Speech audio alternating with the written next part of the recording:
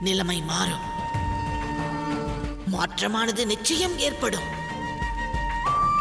சீத்தை எனும் நாமத்தையே அயோத்திவாசிகள் உரைக்கின்றனர். பரதன் மற்றும் மாண்டவியை அனைவரும் மறந்துவிட்டனரா? இது தொடர அனுமதிக்க மாட்டேன். நிச்சயம் அனுமதிக்க மாட்டேன்.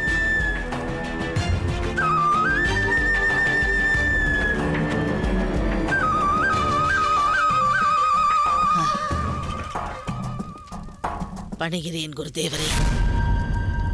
நான் பரதன் மற்றும் மாண்டவியின் எதிர்காலம் அறிய வந்தேன்.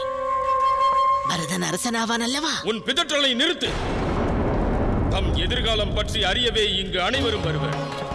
மற்றவர் மீது கொண்ட அக்கறையில் நீ உனது எதிர்காலம் சிதைக்கின்றாய். நிகழ வேண்டியது நிகழ்ந்தே தீரும். இறைவன் ஆணையை யாரும் மாற்ற இயலாது.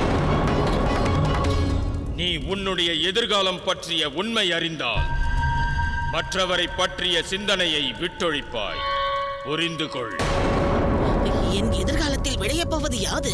துக்கம் பெருகும், அவமானங்கள் நேரும். துக்கம் பெருகுமா? அவமானங்கள் நேருமா? காண விளைகிறாயா?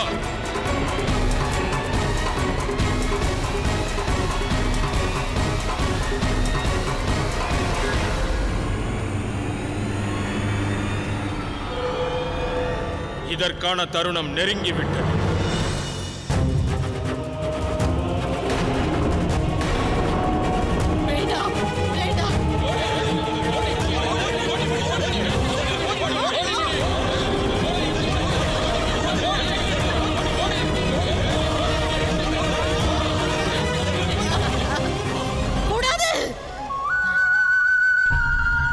கூடாது. இது நிகழாது. இது நிகழக்கூடாது. இது நிகழ அனுமதிக்க மாட்டேன். அரண்மனை விட்டு என்னை வெளியேற்ற இயலாது. அத்துணிவு எவருக்கும் இல்லை. விதியாகும் அது. விதியை மாற்ற எவராலும் இயலாது. அரசனும் ஆண்டியும் அதை அனுபவிக்க வேண்டும். வகுக்கப்பட்டது நிகழ்ந்தே தீரும். சென்று விடு இங்கிருந்து.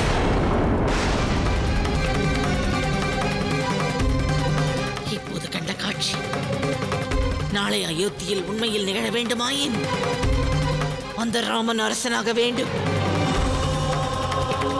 என்னை இந்த அரண்மனை விட்டு வெளியேற்ற எவருக்கும் அதிகாரம் இல்லை. அத்துணிவு எவருக்கும் இல்லை. அந்த ராமன் அரசனாக கூடாது. ராமன் என்பவன் அரசனாக அனுமதிக்க மாட்டேன்.